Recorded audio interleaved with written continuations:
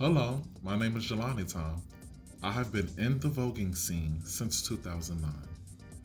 After watching Vogue Evolution on television, the show was on America's Best Dance Crew, and I was so excited to see them voguing. I love voguing because I like to express myself through dance, and I knew I would someday walk balls and maybe be on a TV show as well. Both dreams have came true for me. I remember back then, when I was 15 years old, I became infatuated with a guy. He was older, but I was naive to many things. We became deeply involved. We did, ooh, we did things sexually and safe. We hung out. It was fun. One day, he asked me to have sex without the condom. I was surprised, but I agreed. When you're involved for a while with the same guy, you build the kind of trust. We ended up having condomless sex. About a week later, I was hanging out with someone who was a friend. I was cheerful and smiling while sharing the story about our sexual experiences and mentioning how we just had sex without a condom. And he suggested I get tested. He looked like he wanted to tell me something, but he was giving that he cannot share someone's personal business and suggested that I get tested.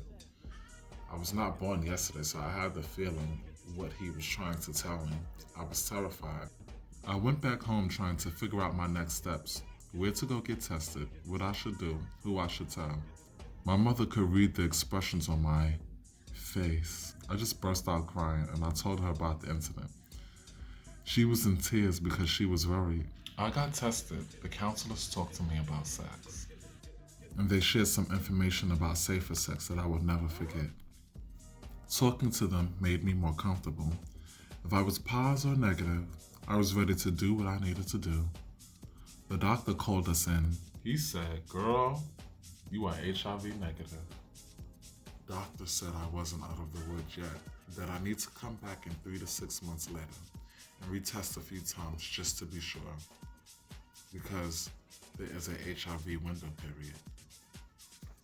I have learned a valuable lesson that day about the world, STDs and sex as well as dating.